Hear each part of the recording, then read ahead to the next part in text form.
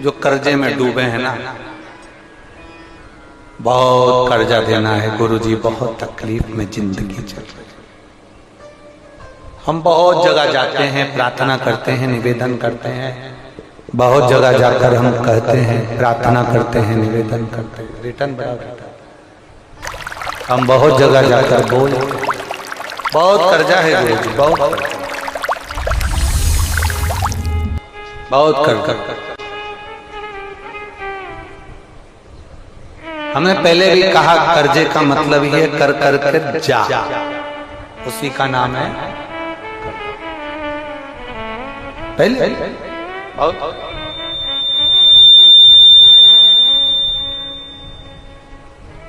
बहुत तकलीफ है।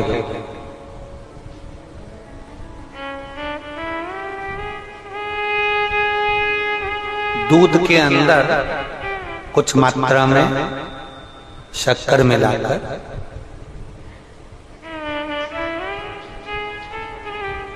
कुछ मात्रा में शक्कर मिलाकर दूध, एक बेलपत्र बाबा देवरी महादेव को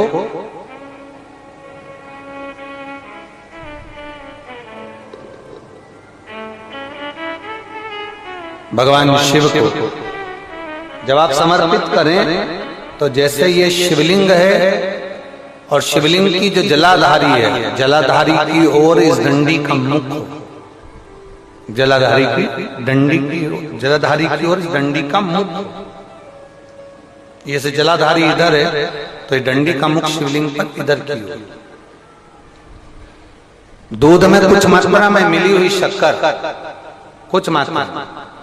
हमेशा एक बात याद रखना कि जब भी सूर्य नारायण भगवान को जल दिया जाता है या शंकर भगवान को कोई जल समर्पित किया जाता है, शिव जी को जल चढ़ाया जाता है, तो जो जल चढ़ाने वाला पात्र होता है जिसमें जल भरा है या दूध भरा है या सामग्री भरी हुई है और आपको अभिषेक करना है, शंकर भगवान से अपने मन की कामना वाला पूजन करना, प्रयास करना। शक्कर डाल दी, कई लोग उसमें दूध में शक्कर को हिला दिए, मिला दिया ना।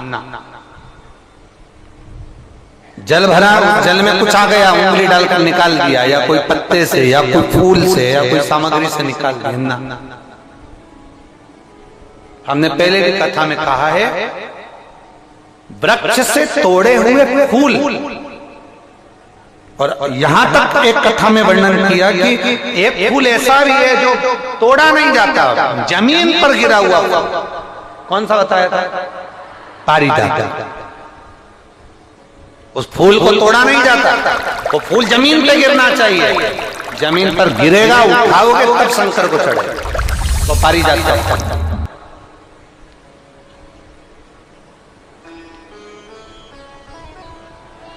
वो पारिजात का पुष्प का एक नियम है। अब वृक्ष से फूल तोड़े आपने और उसको धो दिया, वृक्ष को, टूटे हुए फूल को तुमने धो दिया या पानी के पात्र में उसको डाल दिया, पानी के पात्र में भी अगर उसको डाल दिया, तुम्हारे पास बाल्टी है, कमंडल है जिसमें पानी भरा हुआ है, लोटा है जिसमें पानी भरा हुआ है, उसमें फूल डाल दिया तुमने, वो फूल भगवान को समर्पित कर रहे हो, निकाल कर वो फूल भगवान शंकर कभी स्वीकार नहीं करेगा, कभी नहीं स्वीकार करेगा, कोई देवता उस पुष्प को कभी स्वीकार नहीं करेगा।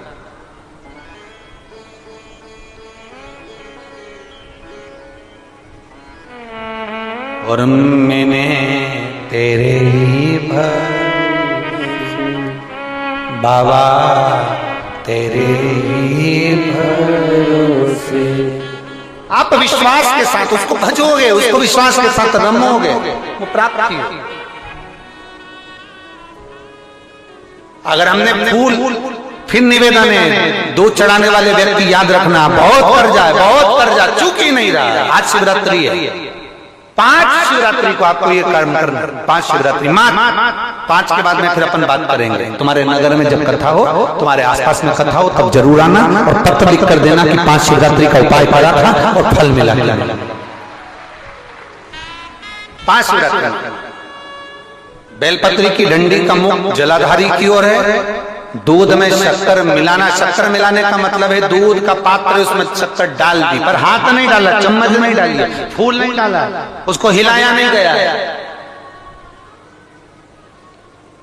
यहां तक शास्त्र कहता है शंकर को चढ़ाने वाले जल का जो पात्र होता है, जिसमें जल भरा होता है, जल का जो पात्र होता है शिव जी को जल चढ़ाने वाला, बहुत अब हम क्या वर्णन करें, बोलेंगे तो आप कहते हो गुरु जी आप तो ना जाने कहाँ के नियम लेकर आते हो, ना जाने कहाँ। कई लोगों की आदत होती है कि शिव जी को भी राम झारे से जल चढ़ाना।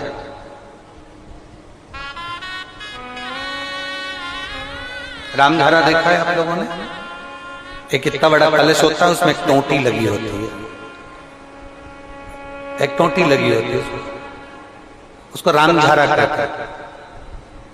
कई लोग शंकर भगवान पर भी राम झारे से जल चढ़ाते, राम झारे उसमें, क्योंकि जल भर लिया और वो टोंटी लगी, उसमें से पानी डाल, उसमें से जल चढ़ रहा ना। ये जिसने तुमको अकल दी है ना, शंकर भगवान को आप जाओ दूसरी जगह पर चढ़ सकता होगा, मेरे ठाकुर जी को, मेरे राम जी को, मेरे कृष्ण जी को, भवानी माँ को, सबको राम झारे से जल चढ़ा तो चल जाएगा, पर मेरे महादेव को जल राम झारे से नहीं चढ़ता। उसका कारण ये है, आप चढ़ाना है तो श्रृंगी से जल चढ़ा सकते हो, श्रृंगी से जल चढ़ा सकते, मना नहीं, और राम झारे से जल, उसका केवल एक कारण है, राम झारे का जो जल होता है यहां से आने के बाद टेढ़ा मुड़कर जाता है, और मेरा भोला भंडारी तो सीधा सीधा है।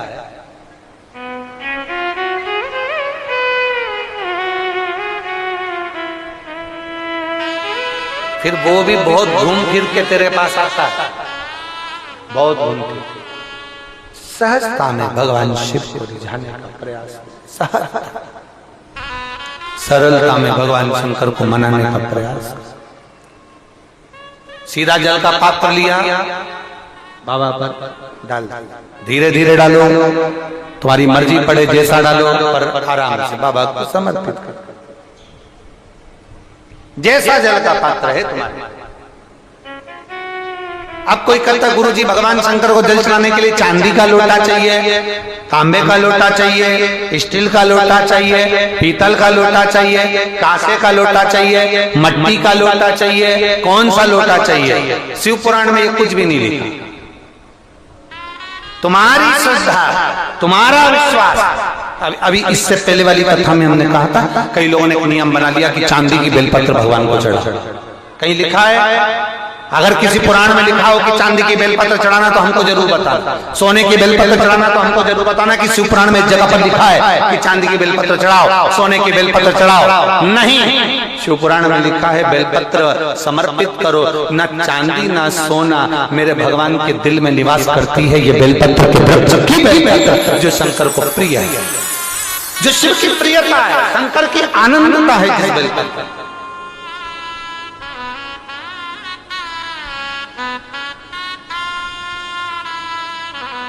और भोले भंडारी रे दूर करो दुख मेरा, ओ त्रिपुरारी रे दूर करो दुख मेरा। बड़ी दूर से बाबा, बड़ी दूर से आई बाबा, दूर करो दुख मेरा, हरे त्रिपुरारी दूर करो दुख मेरा। भोले भंडारी करो दुख मेरा। आप समर्पित करें बेलपत्र की डंडी का मुख इधर, जलाधारी की ओर, जल चढ़ा, दूध चढ़ाया, शक्कर मिला हुआ, और दूध चढ़ाने के बाद में एक छोटे से पात्र में उस दूध को झेल लीजिए, फिर बाद में जल चढ़ाया। पहले पात्र में दूध को झेल लिया, उसके बाद में जल चढ़ाया, फिर जल चढ़ाया। वो जो दूध लेकर आए उसका एक बिंदी अपने दरवाजे पर या अपनी अलमारी पर या अपने व्यापार के स्थान पर दूध की एक उंगली, मात्र उतना ही दूध लेकर, उसको पीना नहीं है, उतना ही दूध लेकर आना है, केवल एक उंगली जो लग जाए द्वार, और थोड़ा मंदिर से थोड़ा जल्दी आने का प्रयास करना, क्योंकि वो दूध का जो पात्र है ना, कई लोग बहुत चतुर होते हैं, वो सूख जाता है तो उसमें एक्स्ट्रा पानी मिला लेते हैं, जिससे गीला हो जाता है, चिपका देते हैं। दुनिया में चतुर लोग बहुत सारे पड़े हुए हैं। थोड़ा जल्दी आ जाओ मंदिर से, जिससे वो दूध की एक बूंद जो दूध लेकर आए वो सूखे ना, उस दूध की एक बूंद भी अगर आपने 5 शिवरात्रि कर लिया, 5 शिवरात्रि के बाद बात करेंगे कि कर्जा कितना रह गया और कितना चूका, फिर बात करेंगे, बात विचार कर। वो शिव औघड़ी है, शंभू औघड़ी है। दूध में शक्कर मिलाकर चढ़ाने पर या गुड़ मिलाकर चढ़ाने पर या शंकर भगवान को जो अपन दूध में थोड़ी सी मिष्ठान डालकर जो दूध चढ़ाते हैं ना, उसका फल कितना होता है आप शिव महापुराण में उसको पढ़ सकते हैं, उसका स्मरण कर सकते हैं, उसका अध्ययन कर सकते हैं।